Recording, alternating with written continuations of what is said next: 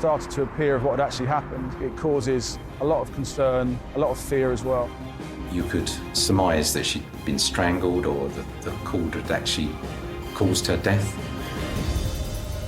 A lot of the neighbours would have been shocked, but also extremely puzzled as to how this could have happened. We were suspicious about the lies. It's big lies, you know? I live every day with the fact that I was friends with a murderer.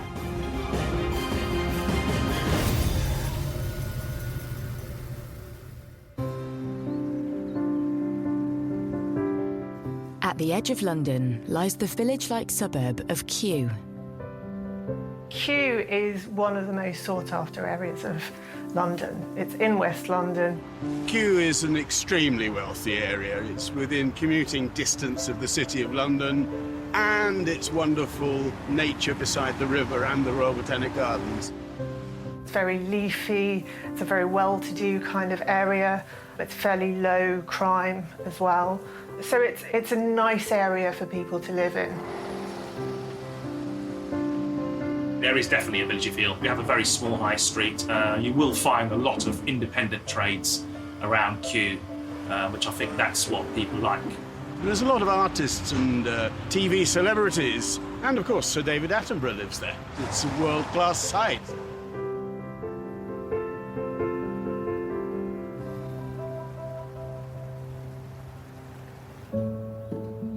Kew was the perfect place for aspiring French filmmaker Laureline Garcia-Bateau to set up home in 2009. Laureline was my best friend, my close friend. She was like a sister to me. We always be united. We always be in touch. We just developed a friendship, more than a friendship. Our children called her Auntie Lolo, and my daughter has her name. She was family. She was a vivacious, very popular, well-liked young woman who was beautiful on the inside as well as on the outside. She was easy to like and was a very caring and considerate kind of person. The future seemed bright for Laureline, and London was the place to help make her career ambitions come true. She was born in Aix-en-Provence, but she came to London to pursue her dream of becoming a film producer. Laureline had a lot of passion, but she developed a real passion for cinema. She was a passionate people. She was a determined people. She was a hard worker. She started her own production company. She got a Grammy as a production assistant on a movie with Dame Joan Collins. For us, it was nice and amazing, but I know for England was a dream, and it was a dream. Despite a successful career, Laureline was happiest at home with her dogs. Laureline was a dog lover. She loves animals. She had an Instagram of a video every day with her two dogs, Haley, a husky, and Blake, a Rottweiler. Okay, so nice. They sleep on the bed, and we see that on Instagram every day. It's like they're her children for her. And on top of her busy life in the UK, Laureline stayed in regular contact with her family in France. Laureline was very close to her family. Oh yes, she used to call her mom every day and maybe twice a day, in the morning and the evening.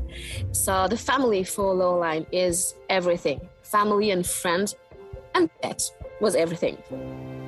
In March 2019, Laureline was due to move out of her flat in Kew into a new place.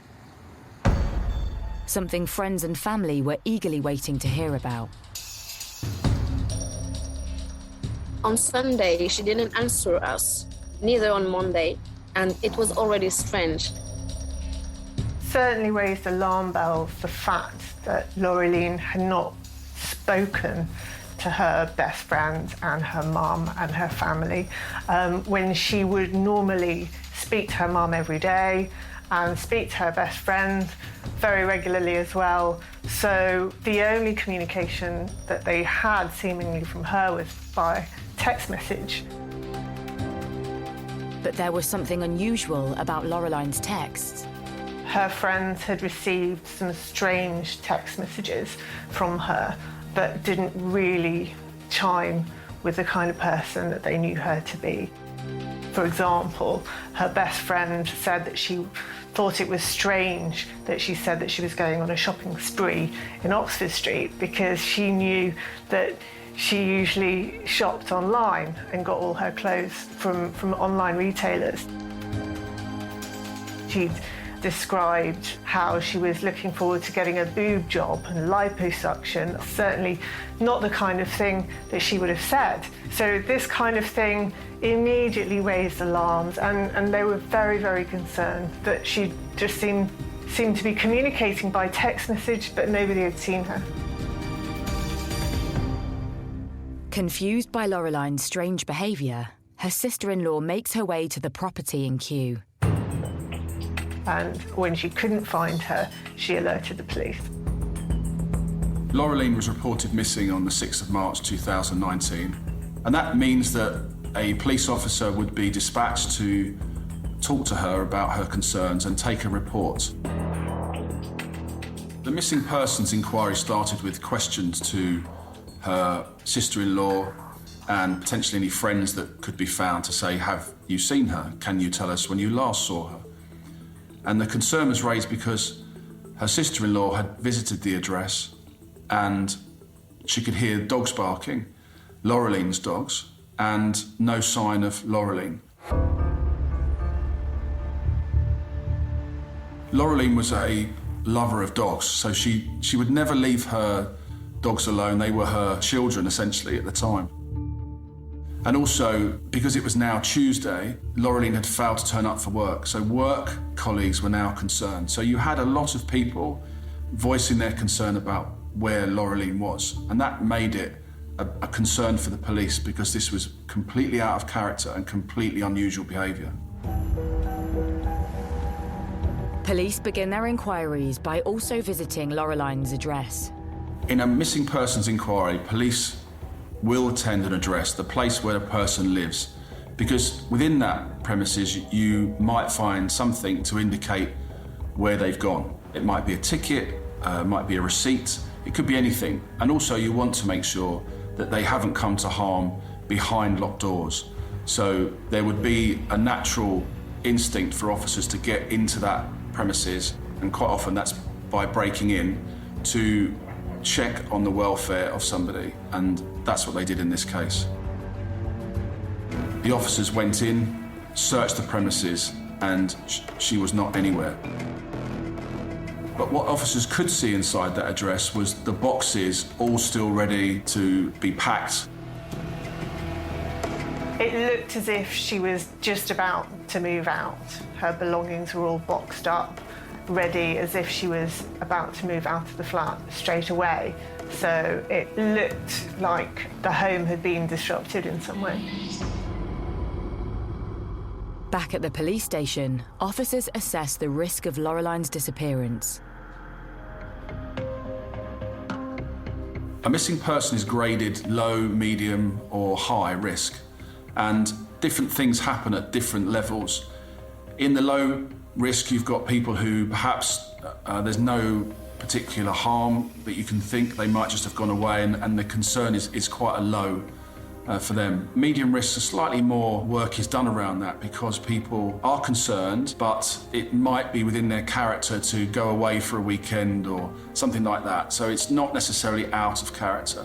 Whereas you have the high risk category, and that's where Laureline sat, because this was completely out of character. After reviewing the case as high risk, police returned to Laureline's address for a more detailed search.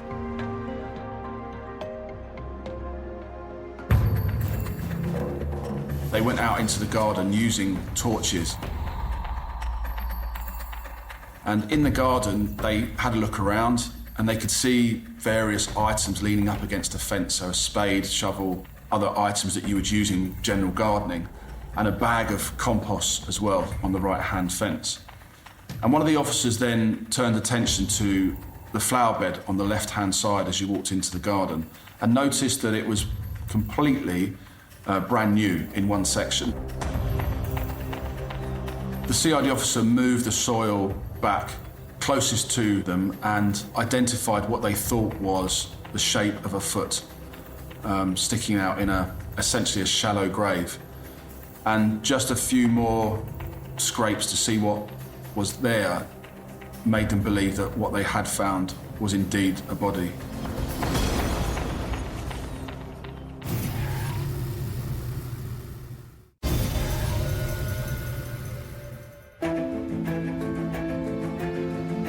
Police searching for missing French filmmaker Laureline Garcia-Berteau have discovered a body buried in her back garden. As soon as you find a body in a shallow grave in a premises, it becomes a murder inquiry straight away because that person doesn't put themselves there. And that's when the process of the team start to make their own inquiries, and all the different actions that come out of that initial deployment begin in earnest. With a murder investigation in progress, police secure the scene. We had a lot of this area all cordoned off, a lot of crime scene tents here, because as you bring items out of the garden as well, you need to put them somewhere which is forensically sterile. And so we try to utilise the area out the back of the premises for that reason. So here really behind the house, the alleyway that we used, and trying to set up a forensic retrieval here was quite difficult because the wind was so strong that it was hard. And obviously knowing how detailed you've got to be and how, to avoid any contamination because it is windy, and also you're dealing with an outside scene, it's particularly more complex than you would expect an inner scene to be.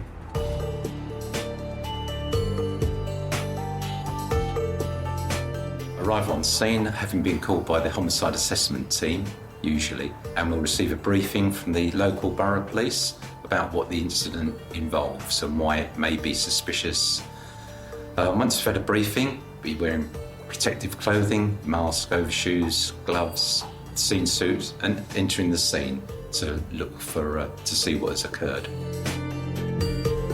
The crime scene manager is in charge of that scene forensically, whether they be physical exhibits that are taken out of a premises or whether they are swabs or fingerprints. They're in charge of running that scene.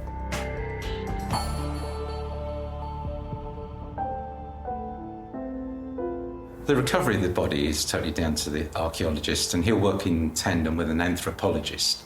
Their speciality is bone analysis, who died, how they died and where they died. Working together, they can rapidly maximise the recording, interpretation and recovery of the body. As the team removes several inches of soil, it becomes clear that the individual is in fact female.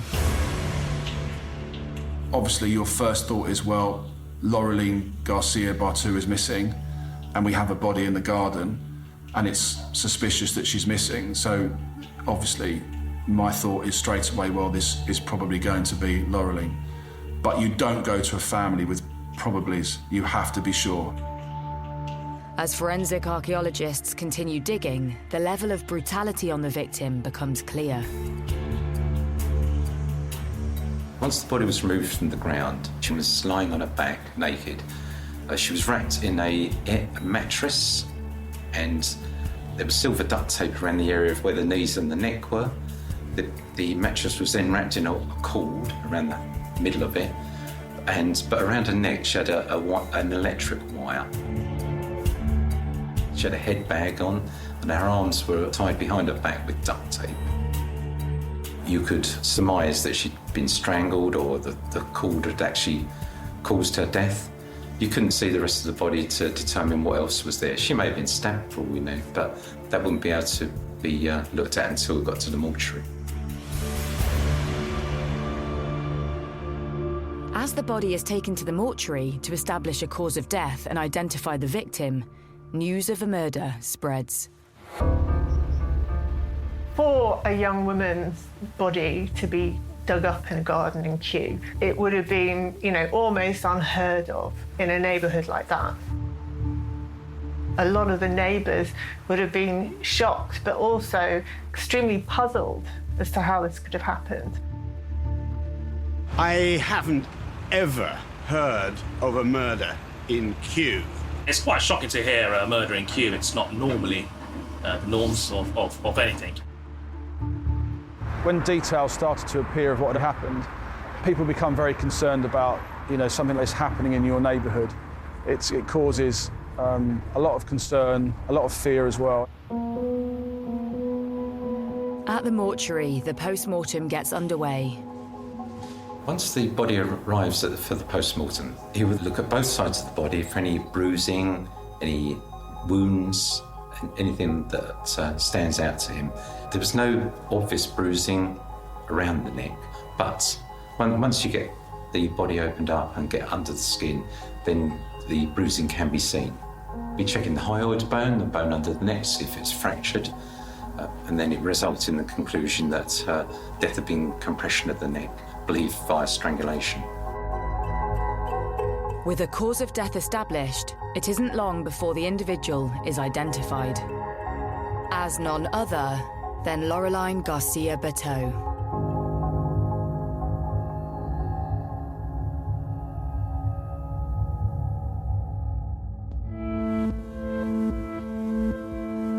I was in my car alone, and I just remember that it was Loreline's mother I had on phone. So I just said the word, is it her? Is she dead? And I hung up. I remember I screamed. I never screamed like that. It's taken a part of me. She was like my little sister, It's taken a part of me.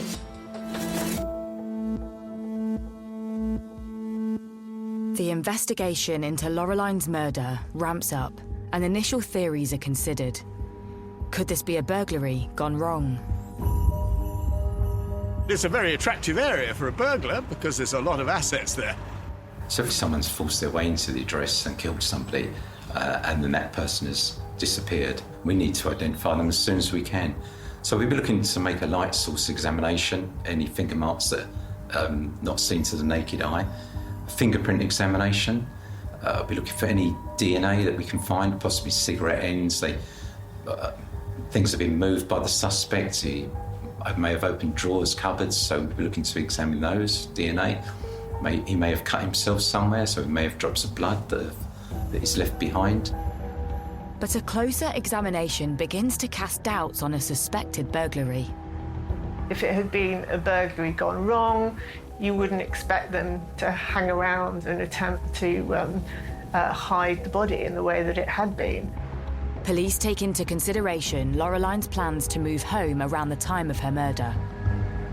Could the movers have been involved? Could it have been a handyman that had, come round and helped box up her belongings? After making their inquiries, police discover that no removal firm had attended the address. So focus switches to Loreline's personal life. Certainly from her communication with her friends, it was suggested that when she'd last spoken to her sister-in-law, she was looking forward to going on a date with a vet that she'd met. But it was very unclear whether that date had actually taken place or who he was, even. There was very little information given. Who had she been talking to online, on dating apps? Maybe she met somebody else. That was certainly something that could be unravelled through looking into her mobile phone and computer. Police decide to try to look into Loreline's last movements to see if they hold any clues. You look at things like Loreline's finance, so where has she spent money, which indicates that she might have been to a certain place like a restaurant, which we found out on Friday the 1st. She'd been to a restaurant, and then that venue itself has CCTV. The CCTV shows Laureline dining with a man, with the pair holding hands. And inquiries with those closest to Laureline soon identifies him. Laureline was in a on-off relationship for quite a number of years with a man called Kirill Belarusov. And this relationship had been going on for 8+ years, but had kind of fizzled out a couple of years beforehand, but they still saw each other on and off.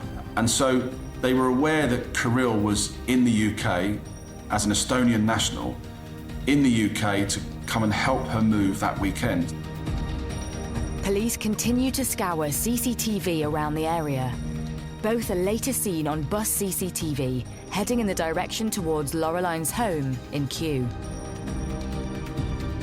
It seems Kirill may have been one of the last people to see Laureline alive. But when police try to locate him, they find they are too late. They had discovered that Kirill was actually no longer in the UK. He had flown to Tallinn in Estonia. Belarusov has left the country.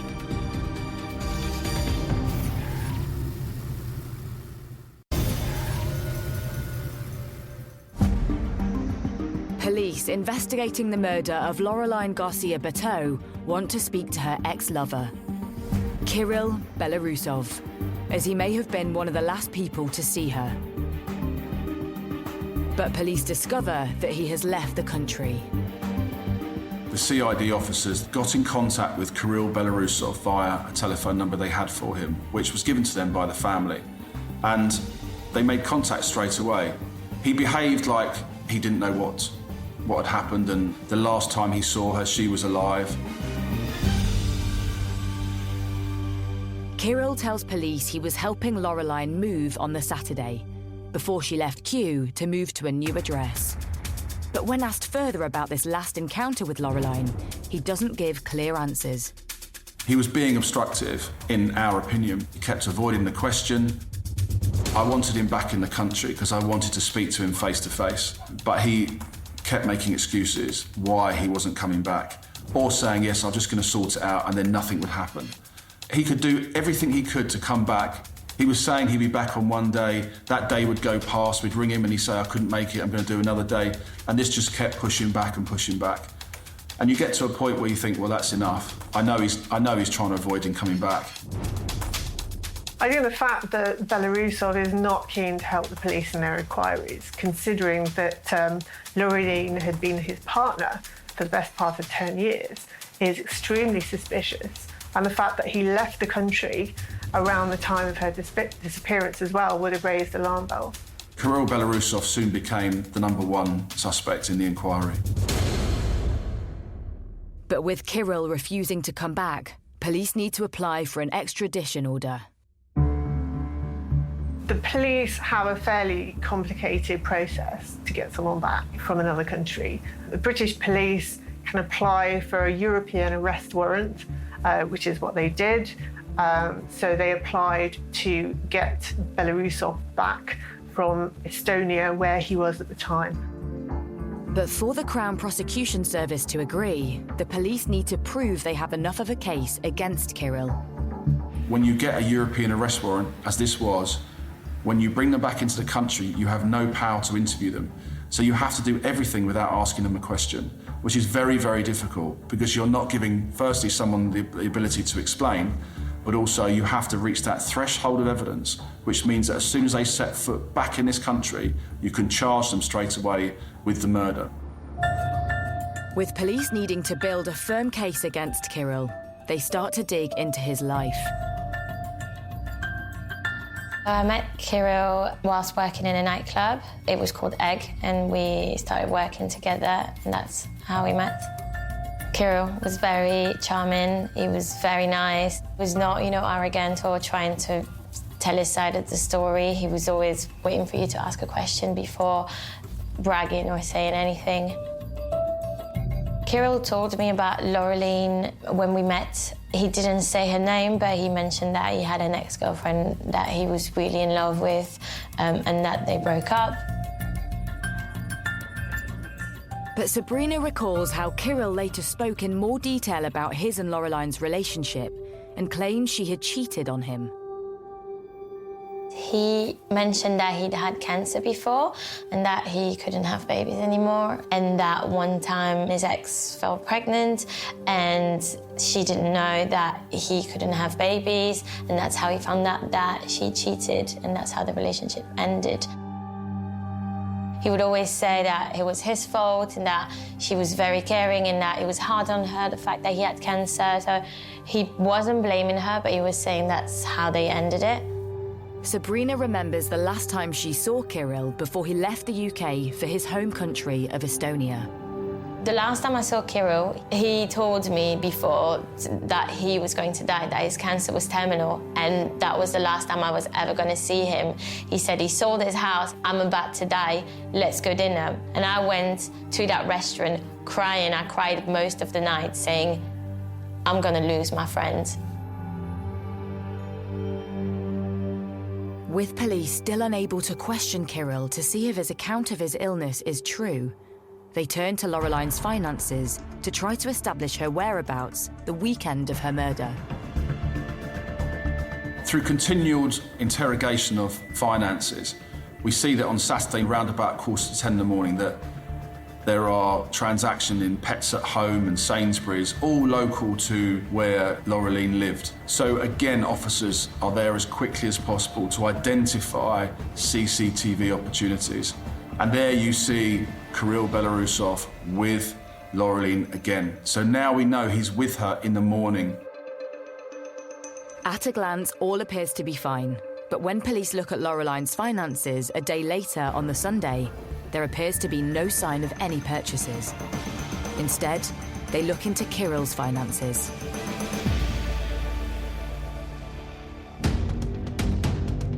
So we start to look at transactions that Kirill might have made as well. And what you could see on Sunday the 3rd of March was Kirill had left premises and had gone to a local retail park, similar to where Laureline and he had been the day before. He'd been to Sainsbury's, been to Homebase, and been to convenience stores through that morning, and was purchasing items which were highly suspicious. They were the rubble sacks that matched the rubble sacks that were found on Laureline's body. He had purchased an axe, which we never found, and he had purchased soil, or compost as it was. And you could see the CCTV of him, identifying him clearly as the person purchasing those items. And so you could say straight away then that it's very, very clear what he was up to. That was now that Laureline had been killed and he was thinking of ways to dispose of her body. With Kirill's behaviour raising suspicions, police approached the CPS. We had to go to the Crown Prosecution Service and prove what we had using all of the information we had: CCTV, finance, witness statements, the crime scene itself, the condition of Laureline's body. And that was something which is very, very difficult, but we were able to prove at that point that we had enough evidence to secure an arrest of Kirill Belarusov. And that gives you the ability to get a European arrest warrant and bring them back. He was brought back on the 20th of March and charged with the murder of Laureline. Kirill Belarusov will go to court the following day, to a magistrate's court, where, because it's murder, they send it to the Crown Court, and then he's due to enter a plea some 8 weeks later. And that plea is not guilty. So we knew at that point we are going to trial with him at some stage in 2019. And as the case is prepared for trial, potential witnesses are called in by the police and prosecution. The police called me saying, we want to talk to you about your friend Kirill, and I thought they were calling me to say that he was dead. They told me he's been arrested, he's killed someone. I was in shock. I was like, are you sure that it is the right person? And they said, yes. You don't murder, you don't think that you knew a murderer?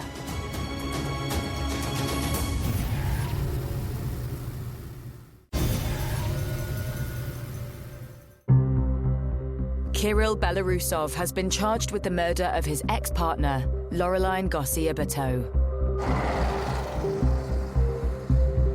The trial begins at the Old Bailey in London, and the prosecution open their case against Kirill with DNA evidence from the crime scene. The flex that was used to tie Laureline's hands behind her back, you could see that flex on the floor in the living room where it had been cut. And indeed, the forensic testing showed that Kirill Belarusov's DNA was at the cut part of that flex. The jury hears of the early relationship between Laureline and Kirill. At the beginning, she called him my Superman. He's tall, very helpful, especially with women, you know. He came to spend a few days with Laureline at my home. He ate at my parents' table. He was a Superman. A good boy. And Kirill had even boasted of his career achievements to Laureline. He had told people he was a stuntman and that he'd worked on films with famous people like Brad Pitt, and that he was training people. We searched in the industries at Hollywood, and we searched in the UK, IMDb, to see where was he in these films, and they're always shown if you work on there. He was nowhere to be found. These were all complete and utter lies that he told everybody. But the lies did not stop there. He began to say to lots of people that he was sick and that he had 10 years left to live. He didn't talk much about his cancer. You would ask him questions and he would say, I'm bleeding from every hole. I've been puking for the last 3 days.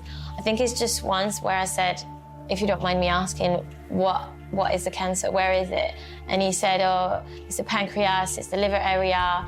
And then the time after, he would be like, oh, it's spread everywhere. But he would never give any more details. He'd just say, I'm a guinea pig.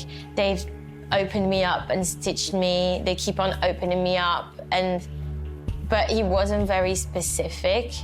Laureline's mother, friend, and I found it very strange because he has nothing in front of us. When we saw Kirill, a wedding day or for a holiday, we can't imagine he's sick. I've never known someone who had cancer. So when I saw him with the shaved head, I didn't question it. I didn't think he still had eyebrows. And I didn't know that you lose your eyebrows when you have chemo.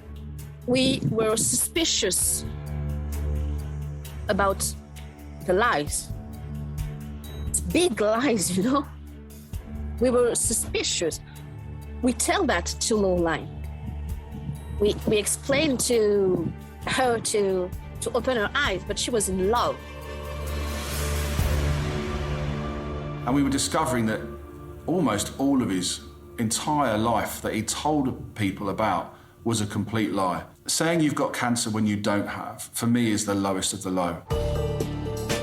The prosecution also reveals to the court more about Kirill's double life. Every time he suggested he was going in for treatment to a hospital in London or just outside of London, what he was actually doing was going to stay with another girlfriend in London.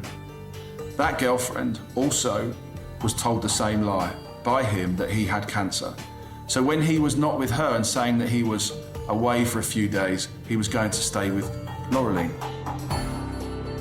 It's only when I sat down in court that I realised that he was texting the three of us at the same time, his girlfriend, Laureline and me. So it was really like juggling between the three of us.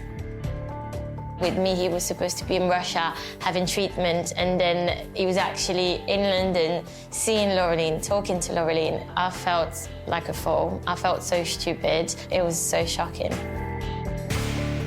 The prosecution described that as Laureline's film career began to take off, Kirill may have looked towards her with envy. He wanted a career in films as well, to a certain extent. He wanted to be a stuntman, but he wasn't, and he couldn't have been because he didn't have the skills to do that.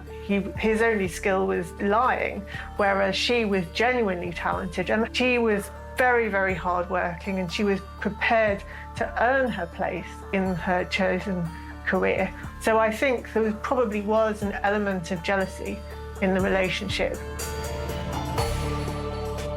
But it's details of a debt owed to Lorraline which could point towards a motive for murder. She had given him so much money over the course of their relationship, and we knew you were talking plus £17,000 at least at that point. And that was getting to the point where he had to pay that money back. In November 2018, Lorraline had sent a message to Kirill, and this was saying, you don't realise how much in debt, how much in trouble I am. I can't pay my rent. You need to pay me the money back. And from friends and family, we would always hear stories where he would promise this money. It's coming, I've got this job, this stuntman job, whatever it might be, which was all lies. So he knew he could never pay that back. That could be one motive. Secondly, she was at that point in her life now where she was ready to move on, away from him. And she was effectively a source of income for him as well. And that was about to dry up. To the court's surprise, Kirill gives evidence. I think the most shocking about the trial was himself. He took the stand and spoke, and it was just, I think it lasted 2 days, and it was 2 days of horror. Every word that was coming out of his mouth was horrible. The way he talked about me, the way he talked about Lorraline, the way he saw himself, the arrogance in his voice. I remember sitting down terrified because I had been so close to him and just thinking that man is a monster. It was traumatizing. I always think about the people over the years that have been in front of you in a trial, and he's probably right up there as the most evil-looking eyes I think I've ever seen. And because behind it you can see that he really doesn't care. You know, his image and what he's portrayed himself as is more important than anything else. And he was really, really unpleasant and arrogant beyond belief during the entire 4-week trial at the Old Bailey. The court hears how in March 2019, Lorraline begged Kirill one last time to pay back what was owed to her. But instead, he used this opportunity to kill Lorraline. You have the timeline of them going out on the Friday night, which we can see. We have the timeline of them going shopping on Saturday morning. She had booked a removal company ready for Saturday, but she didn't know where she was moving to because Kirill Belarusov had said he has found somewhere for her to move to. She had no money because he owed her a lot of money. She kept asking him, where am I going? And you could see that through telephone contact. Well, where is this address? I need to tell my removal company where we're going. And so the removal company basically said, well, I can't move you to nowhere. So it was all cancelled. Kirill Belarusov comes up with a new lie. He's organised a removal company for her. But the removal company never came. And you get to the point then where Lorraline is panicking because she doesn't know where she's going, and she's clearly getting to that point in the evening where on that Saturday she's starting to disbelieve what he's saying. And that's when everything goes quiet. It's at this point that Kirill strangled Lorraline with a cord. And the following morning, he was seen in local shops purchasing suspicious items. Kirill had been out and bought these items on the Sunday morning, which were used to cover the body of Lorraline. After returning to Lorraline's home to bury her body, Kirill used her phone to send fake texts to Lorraline's friends and family to buy some time.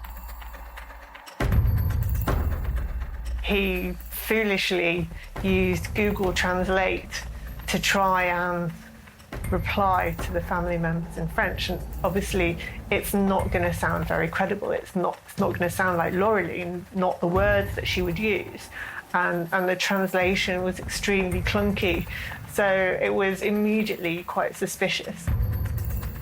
And at the time that those messages were being sent, he was using the Wi-Fi of the address itself. So that puts him inside the address using her phone. sickeningly looking at pornography at the same time he's sending these messages, knowing full well that in that house is Laureline's body. And that really shows you what kind of person he is. It's very difficult to comprehend a person who has that kind of personality, that very strange and almost psychotic personality. By the time concerned family and friends of Laureline get in touch with Kirill about her disappearance, he's leaving the country for Estonia. I put my phone with video with him. I saw that he was in the airport. So I asked him, "You are in the airport, and your lovely Laureline is missing. Why are you leaving?" He's no explanation, but he leaves.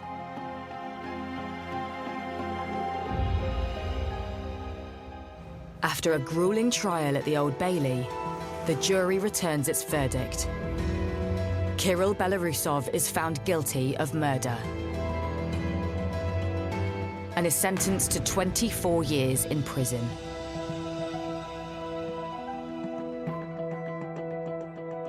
About the verdict, we can't say that we are happy because our friend will never come again. But we are grateful for the jury and the judge to having seen him the real way he is and to not allow him to do that again to another woman. But even with Laureline's killer behind bars, the impact of his crimes are long-lasting. Today, we are more mistrusting. Today, when my friend meets a man, I want to know everything. I want to know where she is, the address. It's changed all of our lives. This entire story definitely had an effect on me. He destroyed so many lives, not just Laureline's.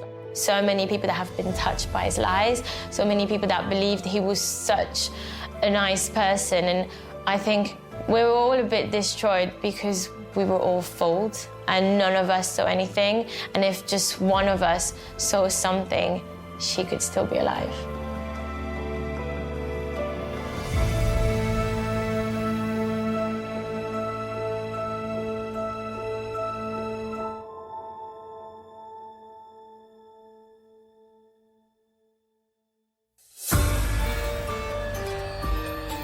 When a routine call to a house fire turns into the biggest murder investigation in Welsh history, you know you're in for a chilling ride. New Murder in the Valleys starts Wednesday at 9.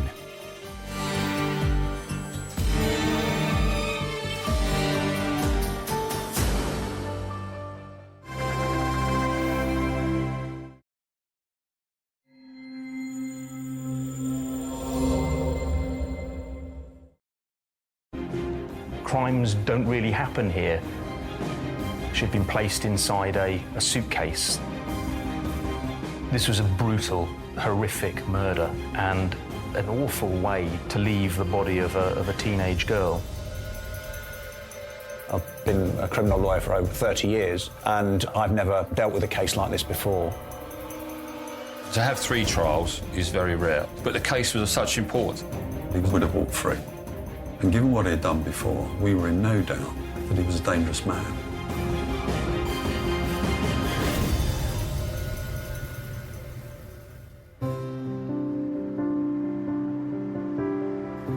Nestled in the southwest corner of Kent, the so-called Garden of England, this is the leafy, historic town of Royal Tunbridge Wells.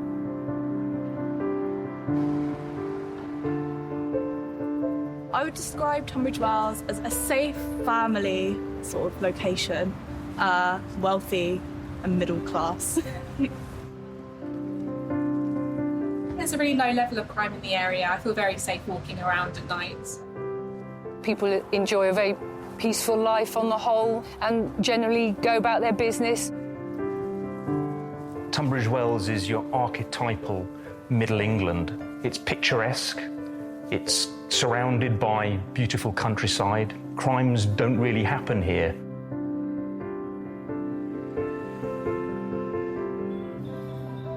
But that picture postcard image was about to be shattered. Kent police receive a call about a missing person, 17-year-old Terry Edmonds. The day before Easter Monday, Terry had arranged to meet her boyfriend, but she never showed up. This was really out of character. She stayed in contact with her boyfriend regularly. She texted him on the hour almost, and he did the same back to her. They sent multiple texts to each other each day.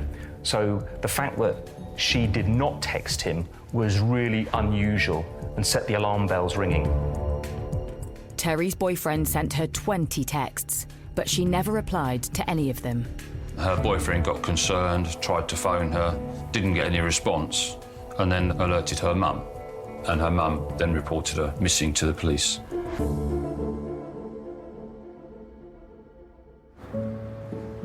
This disappearance was out of the ordinary for the happy-go-lucky teen. She was bright and intelligent.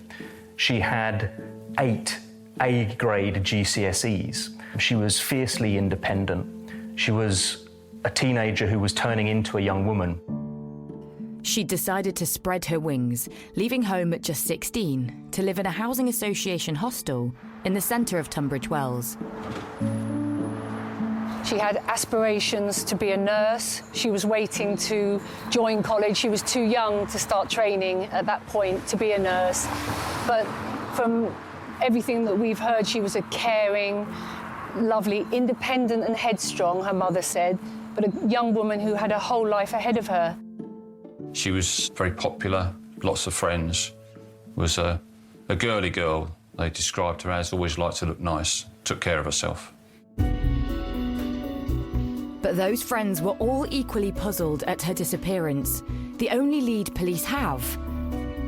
She was 5 miles away in the town of Tonbridge when she last made contact. She was in touch with her boyfriend, and she'd been to Tunbridge for the day, and she said, "I'm in Tunbridge Park, I'll be coming back soon." And then she didn't arrive back in Tunbridge Wells. So we started doing some searching in Tunbridge, because that's where she was last heard of. So police cast their net wide, searching parks, old buildings, rivers, anywhere the missing teen could be. But the trail runs cold. With no other options, police appeal to the public and press for help. Her disappearance makes a big splash across the local media. Tunbridge Wells is a place where crime doesn't normally happen. It's a tranquil place. So when a teenage girl goes missing, it becomes a news story. And Terry was just 17 years old. She had a mother, she had a boyfriend. So that's a story of local significance. Terry going missing was really shocking for the people of Tunbridge Wells, and people were extremely worried. Everybody was jittery, wondering where she was and what had happened to her. It's a closed community, people talk, so if there's something that does happen, then word does spread quite quickly.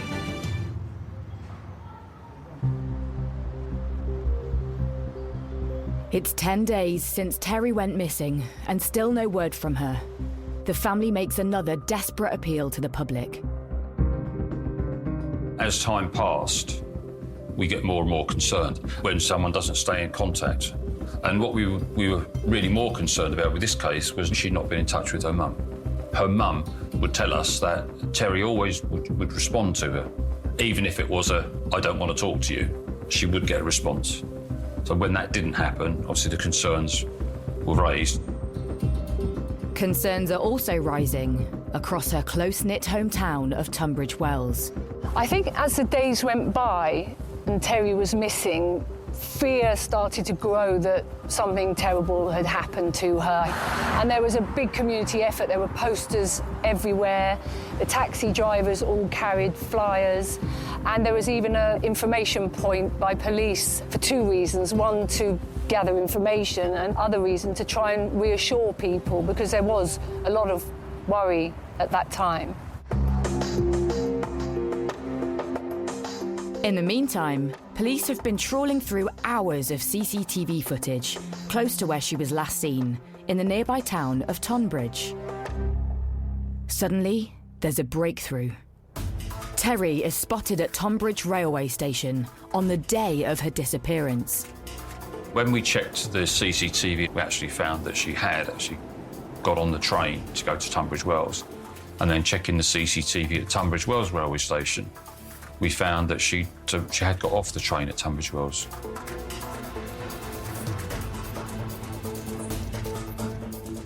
So at that point, the searching moved from Tunbridge to Tunbridge Wells. The investigation suddenly picks up pace in the hunt to find the missing teen. Police now draw up a search plan using this new CCTV sighting. The last sighting of Terry Edmonds was at Tunbridge Wells rail station, where she got off the train at 6:23. So she walked across here, and Terry was never seen again. Investigators plan a search grid around this last known location. The hunt leads to the supermarket car park opposite the station.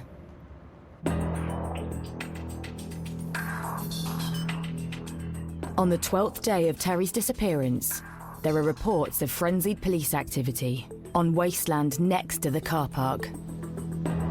This area was absolutely cordoned off. There were police everywhere, police vehicles, so the public had absolutely no entry. They closed the car park off while forensics were working at the scene, so this was an absolute no-go area for the public. The search teams had made a grim discovery. The suitcase was discovered under a vehicle ramp going into the car park. And when the searching officers opened it, they found a young lady's body. She was in a fetal position in that suitcase.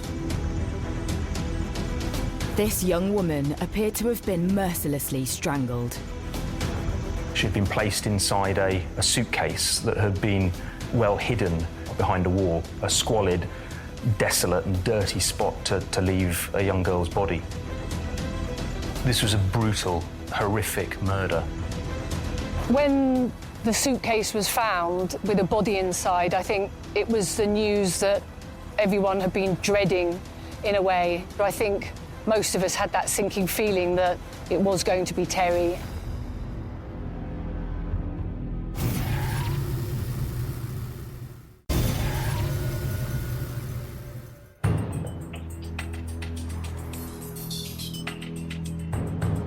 Police in Tunbridge Wells have been searching for missing teen Terry Edmonds. On the 12th day of her disappearance, they make a gruesome discovery under a car park ramp close to the station. The body of a teenage girl is found stuffed into a suitcase. She'd been strangled. This was a brutal, horrific murder, a desperately tragic and awful way to leave the body of a teenage girl. The person who killed her had no sense of humanity to leave a teenager in such a position. The body in the suitcase was found behind a wall, just here. Immediately, police taped off the area, and there were lots and lots of police officers, forensic teams, sifting through the area looking for evidence. Police are in no doubt that the body in the dark green suitcase is tragically Terry's. We had to go through formal identification process, but we knew from the description that that was Terry in the suitcase. The next day, the body is formally identified as Terry Edmonds. The news rocks the idyllic town of Tunbridge Wells. To hear that she'd been murdered and her body found in such an awful way, stuffed into a suitcase, I think people were absolutely horrified and so sad. Terry's disappearance quickly turned into a murder investigation, and that really sent shockwaves through the close-knit community of Tunbridge Wells. It scared people, primarily because she was a young teenage girl, but also because there are many parents in Tunbridge Wells who feared that there could be a killer on the loose. To quell residents' fears, police presence is stepped up across the town. Investigators hit the streets, carrying out door-to-door inquiries for any leads on the killer. Kent Police followed a lot of lines of inquiry. They had 50 police officers working on it. They were talking to quite a few people in relation to her disappearance and death. The post-mortem reveals horrifying injuries to the young teen. The details of the post-mortem were shocking, they were horrific. And as a seasoned journalist, it was upsetting. Terry had endured a really brutal and violent attack. She had been physically overpowered. She'd been raped, and she'd suffered a number of injuries. And her last moments would have been truly horrific. The post-mortem examination showed that she had grazes on her back and she'd been strangled. Terry was strangled by a scarf that she was wearing. She looped it through, and by pulling it tight, he'd strangled her. She had some facial injuries where she'd taken some strikes to the face as well. And she was probably smothered with a pink sheet, which was found away from the scene. Blood is found on this mysterious pink sheet, which is retrieved with Terry's trainers and her cigarette lighter in a pile of rubbish close to her body. They're sent off for analysis at the lab. But it's the suitcase that police hope could be the key to finding her killer. Once the body had been removed, then the suitcase itself was considered as a crime scene. And that crime scene was essentially packaged up carefully and submitted to the Forensic Science Laboratory for examination. Police hope testing for traces of DNA could provide answers to some of their biggest questions. Initially, we were looking to see where the suitcase had come from. Could we have an owner of the suitcase? Could that be a big clue for us? Whilst the lab pores over the suitcase, the spotlight falls on the person who raised the alarm. Terry's boyfriend. New evidence comes to light about a fallout with his girlfriend. The last person that the police were initially aware of that had spoken to Terry was her boyfriend, and they'd had a row. Bearing in mind, most murders are committed by people that are known to the victim. Samples of the boyfriend's DNA are also found on Terry's body. Police investigating the disappearance of 17-year-old Terry Edmonds have today made an arrest. Detectives arrest Terry's boyfriend at his home in the nearby village of Hadlow. He's taken in for questioning. He was living with his mother in a house in Hadlow, and when he was arrested, police went to his property, uniformed officers were stationed outside, and forensic officers went into his house and conducted a search all night. But eventually, this would draw a blank. They did release him without charge because it was quite clear he was not involved in any way, shape or form. And it was clear he was at work, and there was no way that he was involved. With the boyfriend eliminated, police focus on the suitcase. Forensic scientists have been putting their star piece of evidence under the microscope, and the suitcase has yielded a significant lead. We recovered various samples, including a sample of DNA from the retractable handle. And the retractable handle had like a little switch on it. So we recovered material from that switch, and that DNA profile matched an individual that was of interest to the police investigation. That was a light bulb moment in the investigation because we felt that, you know, that would lead investigatively to the identification of a suspect. So police make a second arrest, and the man is brought in for questioning. It's a turning point for the investigation. That suspect in this case turned out to be the previous owner of the suitcase. Now that person then gave information to the police to say, that is my suitcase, but I gave that suitcase away. I believe actually it was given to the Salvation Army, so a charity donation. As the police hit another brick wall, the clock's still ticking, and there's a brutal murderer on the run. Clearly a dangerous person, clearly a very dangerous person, and trying to get them. This is the real whodunit. So detectives have to go back to the drawing board, refocusing their efforts on the location where Terry was found. The car park. Through their inquiries, investigators discover it was often part of her regular journey through town. And she used the car park as a short cut through, if you like, to make her way back to the hostel that she was staying at, that was just at the rear of the car park. Though nothing on the police's CCTV trawl shows Terry's last suspected steps through it. There was no CCTV in the car park itself, but there was CCTV at the exit, and she wasn't seen to leave. So we checked everything, double-checked it, triple-checked it. We couldn't see her leave. Police can now prove Terry never left the car park, which means she must have been killed there. They double down their efforts to find out who else could have been using it on the Easter Monday evening she went missing. We had to look wider, and we were looking at other people. And within the car park in Tunbridge Wells, there were some people that we called the rough sleepers. They were homeless people who'd found certain areas of the car park, stairwells of the car park that they used as accommodation. And on those stairwells, certain people sleeping rough there on cardboard mattresses, sleeping bags, duvets, that kind of thing. We started looking at those people to see if there's anyone there was of interest to us. We made inquiries to the rough sleepers in the car park. Did any of them own a suitcase? And they all denied it. But intelligence from an officer on the beat suggests otherwise. A local police officer told us that he knew of one person who had a suitcase.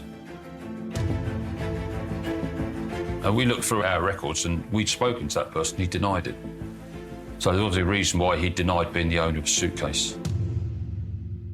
With their suspicions raised, detectives head straight back to the car park. They need to find the rough sleeper whose story doesn't quite stack up. We then went and spoke to him again. He said he did have a suitcase, but someone had stolen it, and it was kept in the stairwell. Someone had emptied his clothes out from it, and the suitcase had gone. But for investigators, something about his story doesn't seem right. So they arrest him. Perhaps this new suspect could blow the case wide open.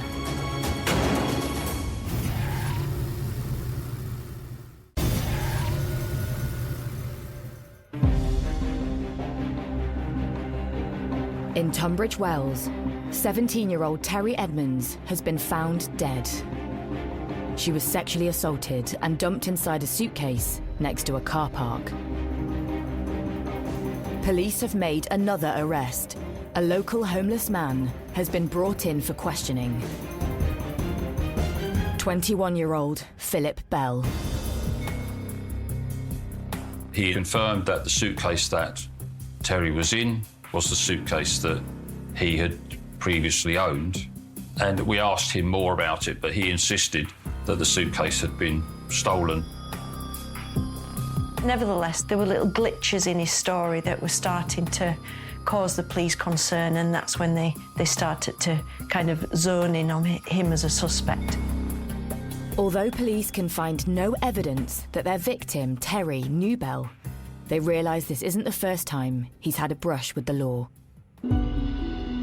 Philip Bell came to Tunbridge Wells from Salisbury, and he sort of set up a base in Tunbridge Wells. He had left school at the age of 15 without any qualifications and had started living on the street. He got involved in petty crime. He became a drug dealer. Philip Bell had been in Tunbridge Wells for about 2 years, living rough, and he was heavily into drugs, so cannabis, crack, speed, solvents. So he was a big drug taker and just drifting around, really. And Bell's transient lifestyle puts him at the location where police believe Terry met her fate. The car park. Through their inquiries, police are told Bell had set up home on the landing of one of the disused stairwells. In the basement of that stairwell, forensic investigators find something sinister, with a link to Terry. She had some dirt, some debris on her, inside her clothes, that was directly linked to the bottom of the stairwell. And at the bottom of that stairwell, her blood was found. The fact that her blood, her being in that stairwell and injured was really important because it identified the attack site, essentially. So police have found their murder scene.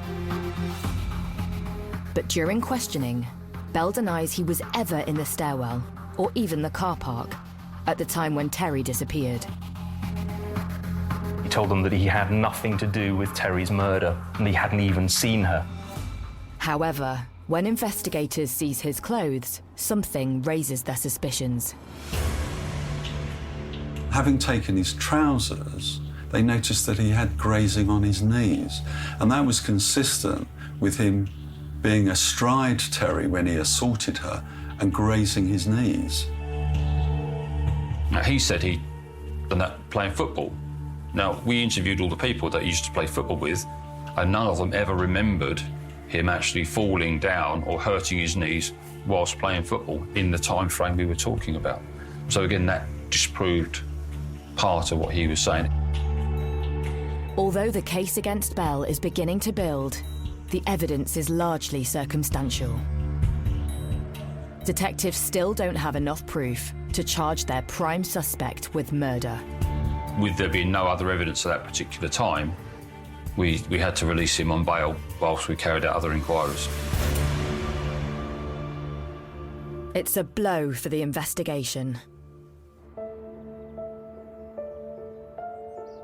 Just days later, searching for answers about her daughter's death, Terry's mum once again makes an emotional public appeal.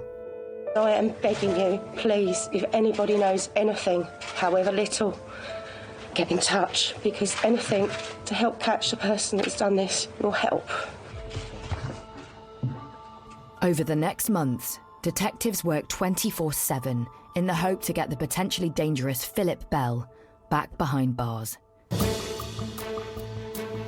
They doggedly trawl through hours and hours of the town's CCTV footage for anything that could link him to Terry's disappearance.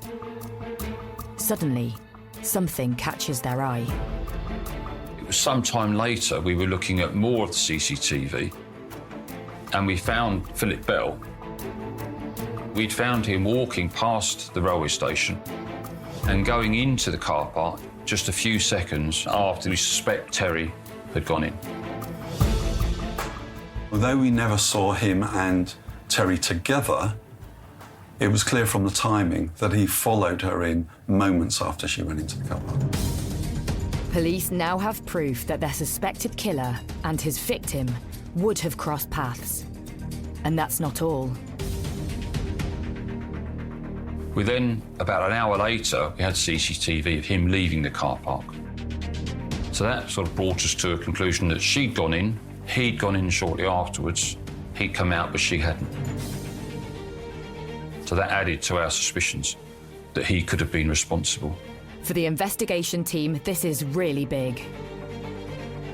The new CCTV blows apart Bell's claim that he wasn't at the murder scene at the time of Terry's attack. Initially, when Philip Bell was arrested and interviewed in May, he denied that he'd returned to the car park.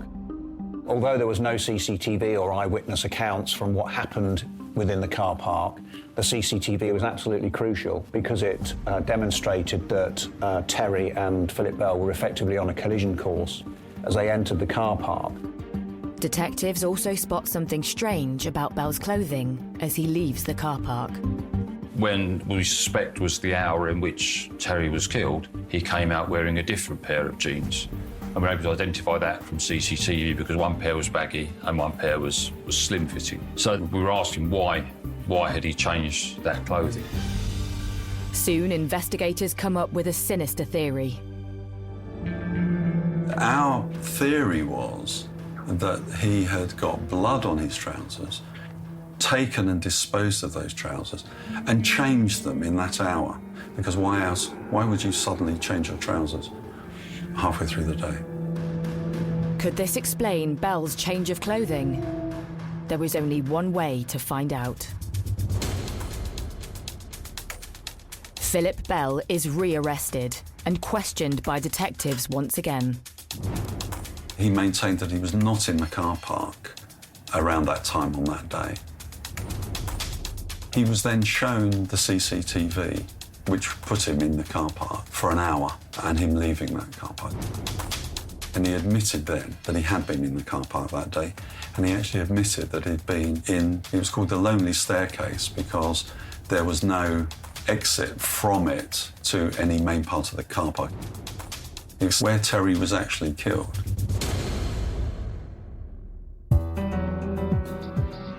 But Bell is adamant he never saw Terry or took part in her attack. Philip Bell had said during that hour between him going to the car park and him coming out of the car park, he'd been in his sleeping area smoking quite a large amount of cannabis. What he said was that he was, his words, stoned on cannabis, which was illegal. That's why he lied to the police about where he was. During that lost hour Bell couldn't account for, he claimed to have smoked over 7 grams of cannabis. But evidence from a drug specialist would blow holes in his story. We were able to disprove that through the use of a drug expert who was able to analyse the CCTV of him walking in and him walking out, and saying, walking out, he was not under the influence of cannabis, such as would have been the case if he'd consumed what he said he had. It seems the suspect who claimed he was high was walking far too steady on his feet. He couldn't be walking in that way if he was smoking a large amount of cannabis in a short period of time. For the team's advisors at the Crown Prosecution Service, the case against Bell is beginning to stack up. CCTV evidence was absolutely key in this case because it provided evidence to undermine Mr. Bell's initial account that he hadn't returned to the car park. And it also gave us evidence that he changed his clothing as well during what we called the lost hour between him entering the car park with Terry and then leaving the car park after he murdered her. Meanwhile, the forensics lab also has exciting news. An item of Bell's clothing that was seized during his first arrest has also yielded a result. In the CCTV of Philip Bell in Tunbridge Wells, he was wearing a very distinctive hooded top. It was a Fat Farm hoodie. And that hoodie was submitted to the laboratory for examination. And on it was a blood stain. It was a very small blood stain, about the size of a penny, that matched Terry Edmonds. And the lab finds more evidence on Bell's belongings that were seized by police in the stairwell where he slept. On his sleeping bag, 2 large stains of blood. Through DNA testing, these are also confirmed as Terry's. It was absolutely pivotal in the case because it demonstrated that there was a very clear link between Terry Edmonds, her being injured, and the belongings of Philip Bell and that stairwell. To add to that, the pink sheet found near Terry's body that's suspected of being used to smother her throws up more clues in the forensics lab. Not only did it have the blood of Terry Edmonds on it, but it also had a very partial footwear mark, and that footwear mark was matched to Philip Bell's training shoes. So collectively, and I suppose circumstantially, things were starting to build as a case against Philip Bell. Is this the final nail in the coffin for the prime suspect? Forensic investigators find a semen stain on Terry's underwear. That's a partial DNA match to Philip Bell.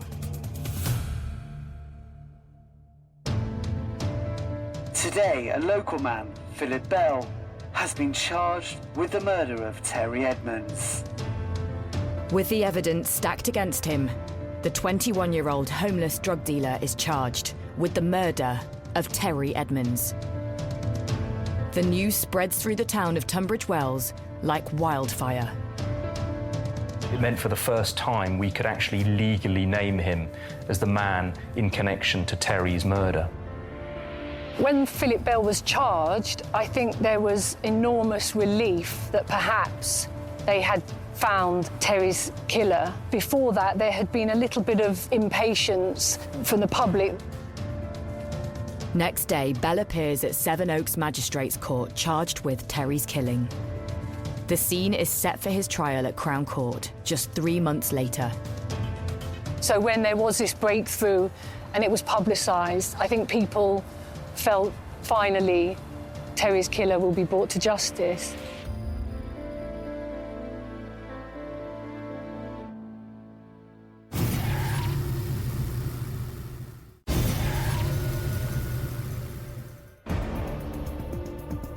In Tunbridge Wells, 17-year-old Terry Edmonds has been found strangled and sexually assaulted, then stuffed inside a suitcase.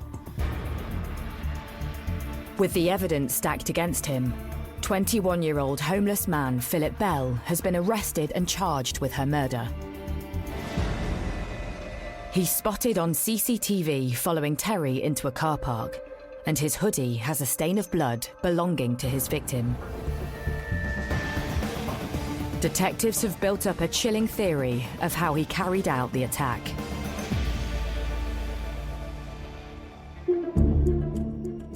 He tried it on with her, she refused, and he then attacked her, killed her, and sexually assaulted her.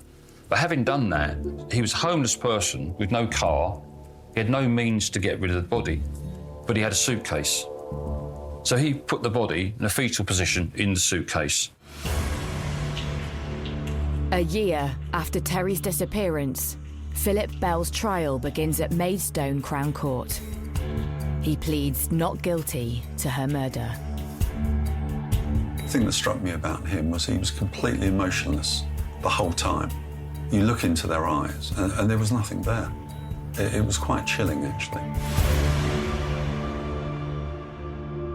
But as the trial progresses, police realise convincing the court of Bell's guilt may not be an open and shut case. The case against Bell relied entirely on circumstantial evidence. There was no smoking gun, there was no witness who saw him kill Terry Edmonds. I think that Philip Bell also had a very good defence barrister who was able to just chip away at the little bits of evidence. It became really a massive trial. I was giving evidence for days on end. And before long, Bell's defence team has a trick up their sleeve to try and raise doubts in the jury.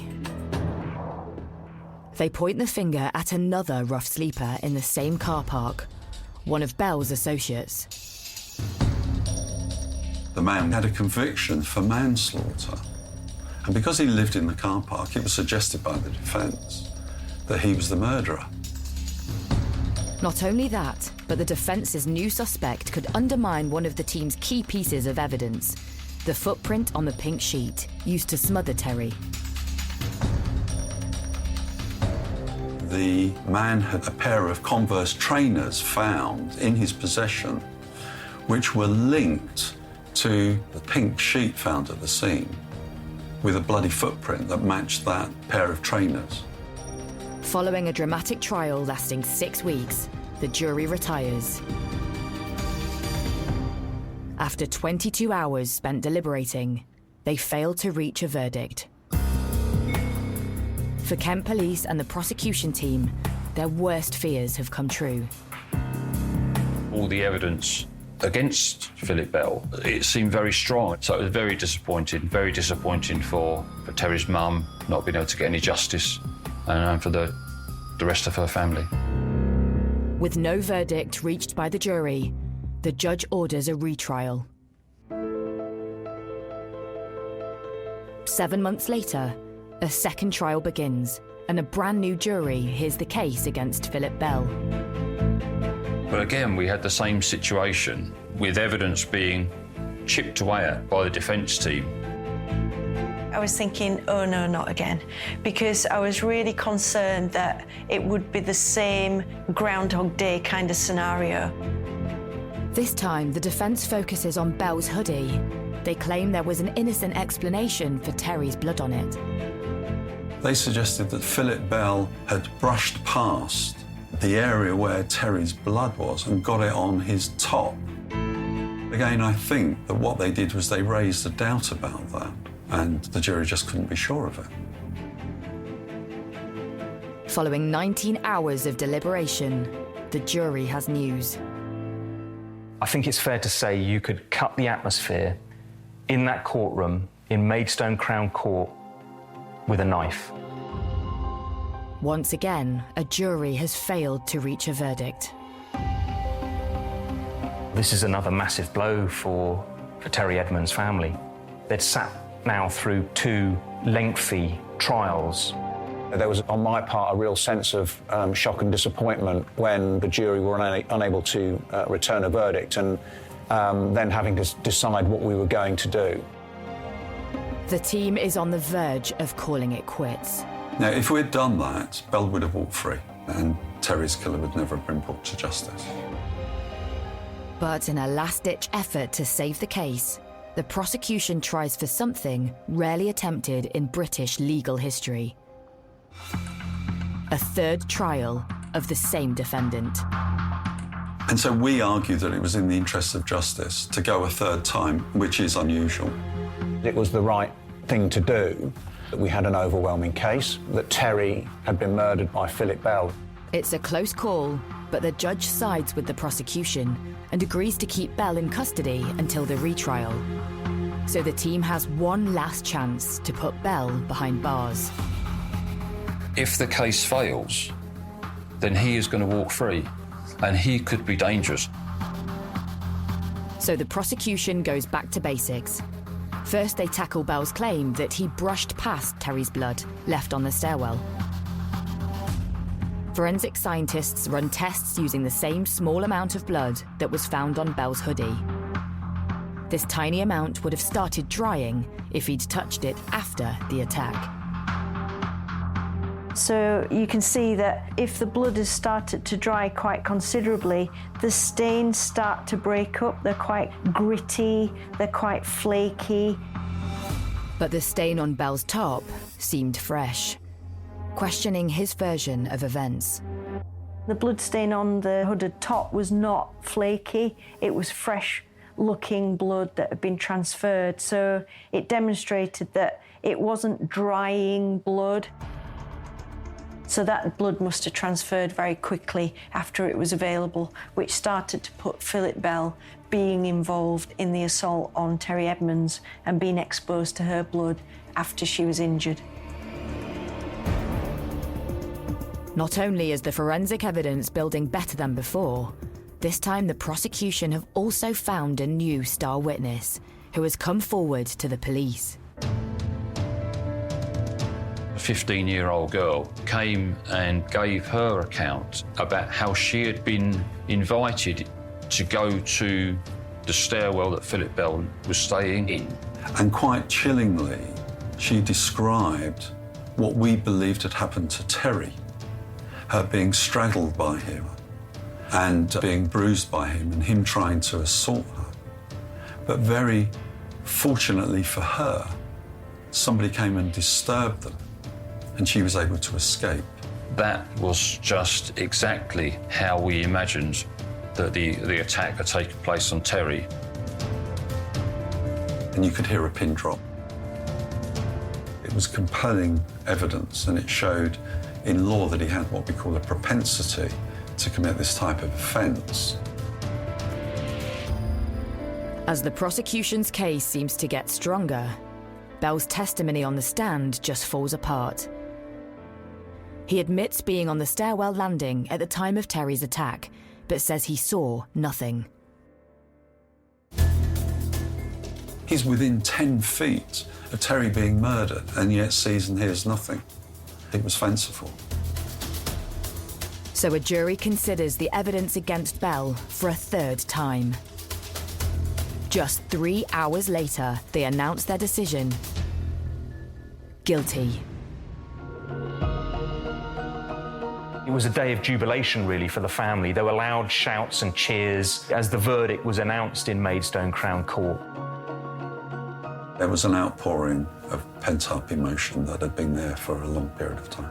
It was extremely satisfying when we were able to hear the guilty verdict and realise that we'd achieved some sort of justice for Terry's family. Philip Bell is eventually sentenced to 28 years in jail. He was evil. That's how the judge described him after the trial, and that is a fair description of him. Justice is a consolation for the family, but it will never bring their beloved daughter back. Terry was a bright, intelligent girl, and she had a long life to look forward to that was cruelly taken away by Philip Bell, for no reason, really. And the case has left its mark on the quiet Kent town of Tunbridge Wells. I think Tunbridge Wells has never really got over the murder of Terry Edmonds, and I think the wounds are still there in Tunbridge Wells because Terry was part of our community and a lovely young woman. You could feel that fear and sadness that this had happened in our town.